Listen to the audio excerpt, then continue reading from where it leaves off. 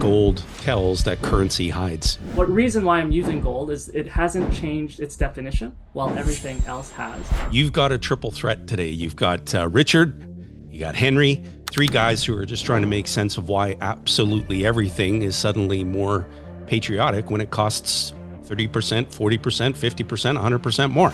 We measure success in dollars, not value. It's not price growth. I actually look at it from this vantage point. The currency has decayed. It's like a truth serum for money. The house didn't appreciate, the dollar depreciated.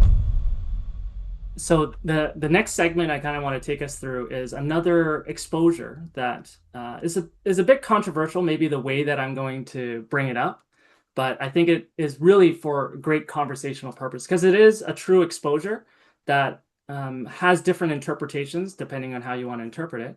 And so this one, I'm going to use gold to tell the truth that currency particularly hides. And this is the one thing that what reason why I'm using gold is it hasn't changed its definition while everything else has. And I kind of want to also share from this vantage point that recently Ray Dalio, who someone I follow and listen to at times, just recently released an article. So today we're kind of recording on the 31st. It's the 30th, 2025. And here, when Ray Dalio speaks, I'll just say, I will listen when he has something to say. He's one of the top hedge fund managers, so I would pay attention to it.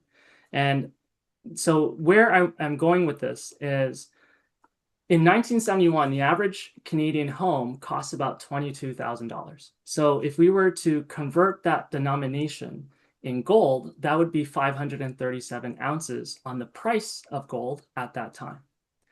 Now, today, that same home, probably not Vancouver or Toronto, but that same home is $676,000, where now you only need 121 ounces. The house didn't really get better, but if you actually see it from this vantage point, you actually need fewer ounces to buy this same home. So this vantage point here is most people see the price of homes going up. However, to me, I look at it from a different lens. It's not price growth. I actually look at it from this vantage point. The currency has decayed, and it's more of an illusion. And if I were just to compare that difference there, that's a 77% drop in real terms if this home was denominated in gold.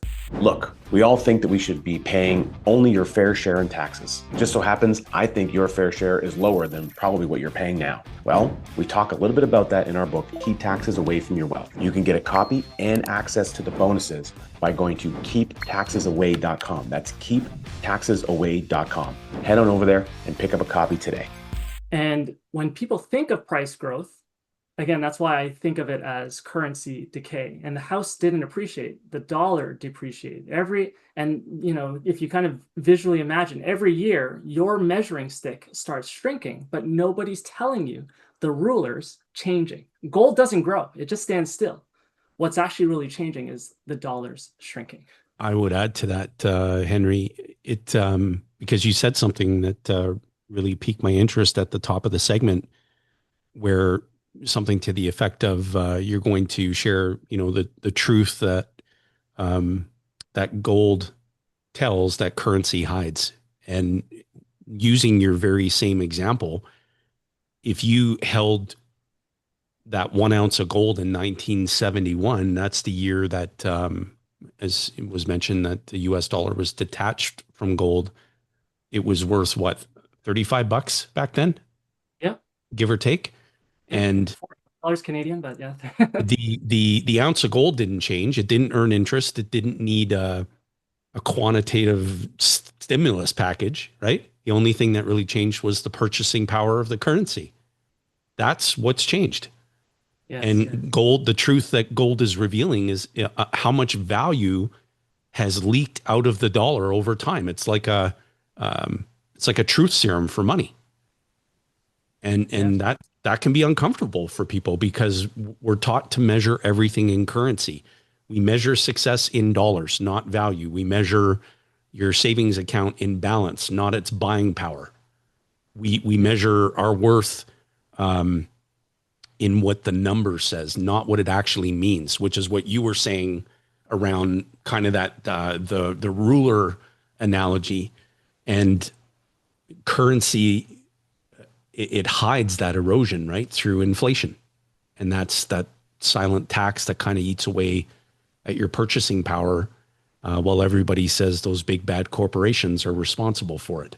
Go ahead, check out the next video down below. And if you want to make sure you get a copy of Don't Spread the Wealth so you can have family banking meetings that actually matter, go to don'tspreadwealth.com. Don'tspreadwealth.com.